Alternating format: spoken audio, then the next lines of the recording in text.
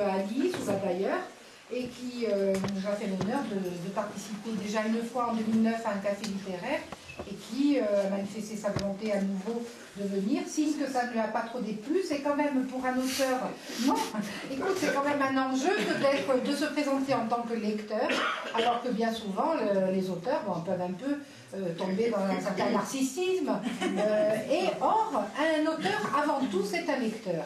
Et de temps en temps, il peut avoir grand plaisir à dire « moi j'ai aimé ça, j'ai un coup de cœur », ou bien il y a ça qui ne m'a pas plu. Et ça peut être quelque chose, pour nous ça nous apporte beaucoup, ça nous fait découvrir beaucoup de choses. Alors toi Jérôme, là tu nous as apporté, tu vas commencer par celui-ci, puis après on parlera de celui-là, un livre que tu veux défendre, que tu veux nous présenter. Moi tu me l'as fait découvrir. Ah c'est moi qui commence? Oui. D'accord. Donc, je vous ai amené deux petits livres.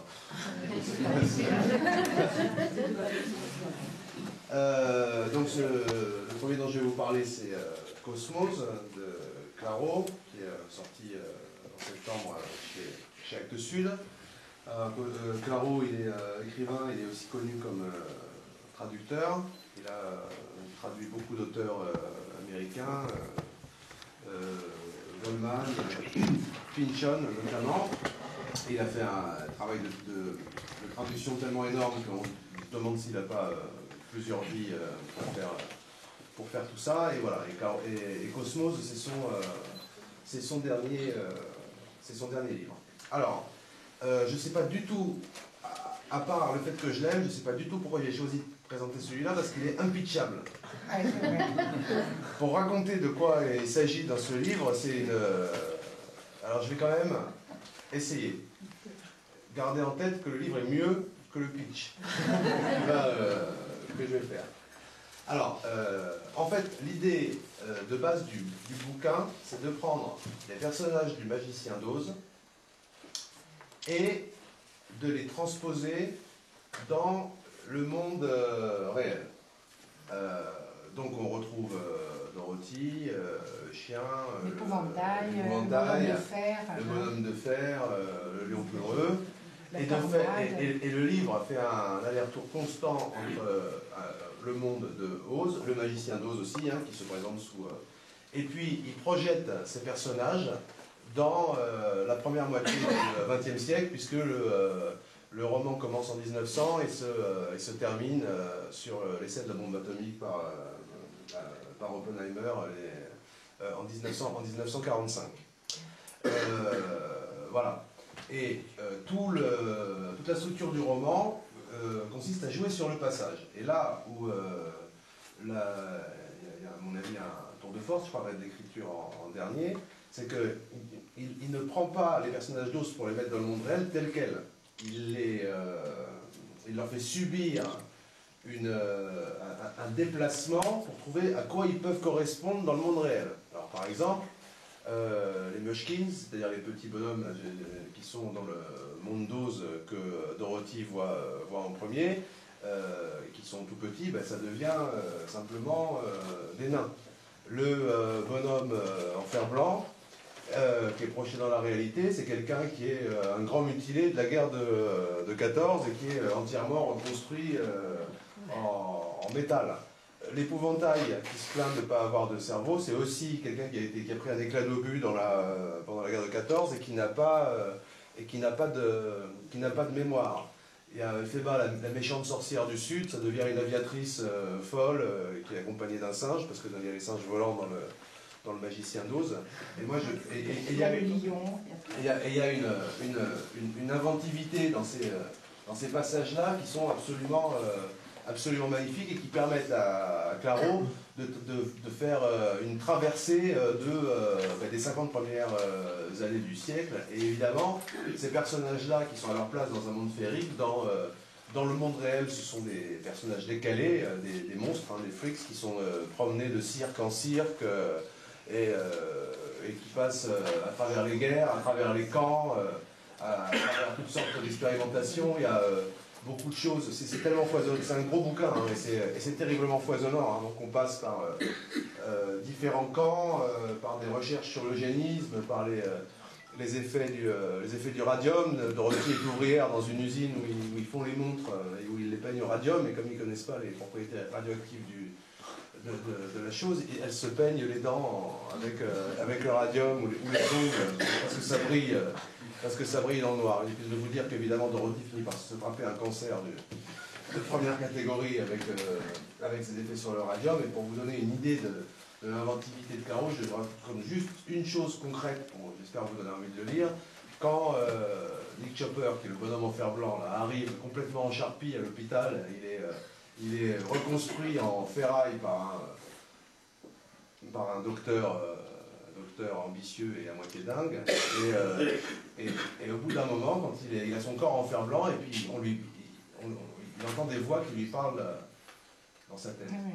Il entend de la poésie, des vers d'Eliott, qui sont le leitmotiv.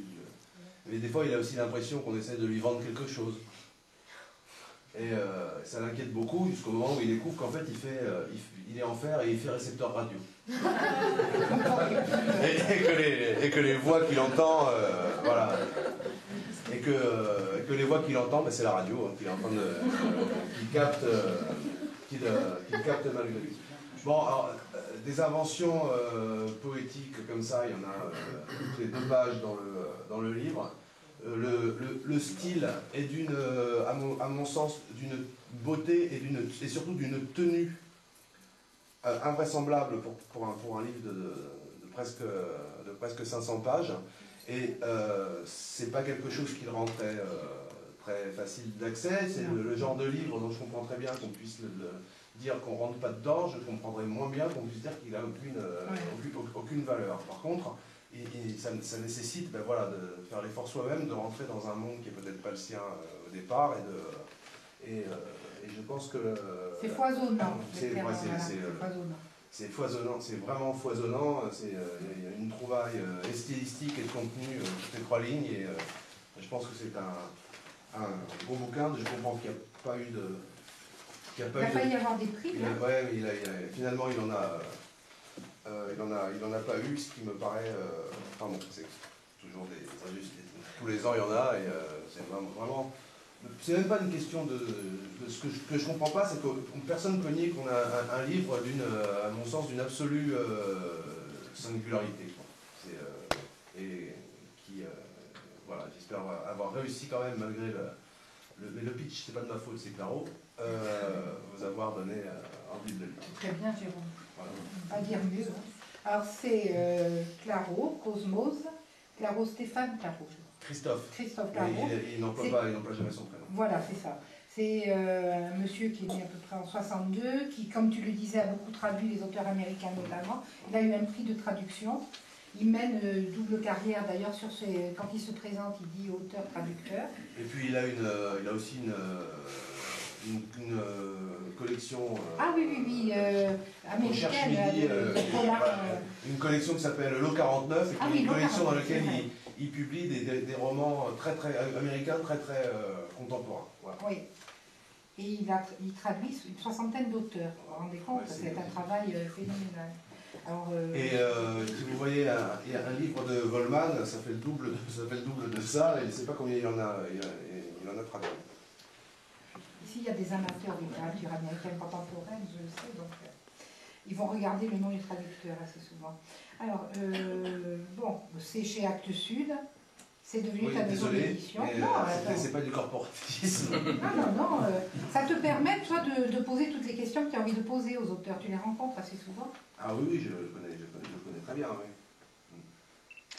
Bon, est-ce que quelqu'un veut poser une question? Oui, le titre, la Cosmos, enfin bon, donc c'est le magicien d'Oz, mais Cosmos, alors ça fait référence à quoi? C'est un mot valise? C'est un mot valise, oui. C'est la construction d'un monde basé sur le magicien d'Oz, Cosmos. Oui, parce que le magicien d'Oz qui construit tout dans l'ancien film qu'on connaissait. Là, c'est l'histoire encore du démiurge. Oui, et puis dedans, il y a des personnages qui représentent aussi le magicien d'Oz, différents directeurs de cirque, des charlatans, des médecins fous, des eugénistes. Tous ceux qui manipulent. Les 2 nains se retrouvent à Auschwitz et ils prennent Mengele pour le magicien d'Oz, crois que c'est lui qui l'a trouvé. Mais ce qui serait intéressant de savoir aussi, puisqu'il est traducteur, vous avez dit, de Woolman et de Pynchon, ce sont des auteurs particulièrement singuliers, est-ce qu'on sent l'influence, justement, puisqu'il les connaît, puisqu'il les connaît, est-ce qu'on sent l'influence de ces deux auteurs au moins, et d'autres encore qui traduisent? Alors, moi je n'ai pas lu Pynchon, mais quelqu'un m'a dit qu'on pouvait la sentir, d'autres non. Donc Et pour l'autre, pour Woolman, non. Ça pourrait être tout à fait pinchonien, hein. Ah voilà, mais moi j'ai pas lu Pynchon, mais je... Pas Woolman. C'est Jean-Baptiste Prédal qui m'a dit qu'on sentait vraiment l'influence de Pynchon dedans. C'est quelque chose de l'ordre du délire pinchonien. Quelqu'un devait parler de Pynchon ce soir, il n'a pas pu venir, vous voyez, le hasard aurait bien fait les choses. Et les titres, je les donne pour Ange, Chair électrique, Enfilade, Le clavier cannibale, voilà les titres qu'il affectionne. Enfin, c'est particulier. Alors, on va donner à présent la parole à Ivan.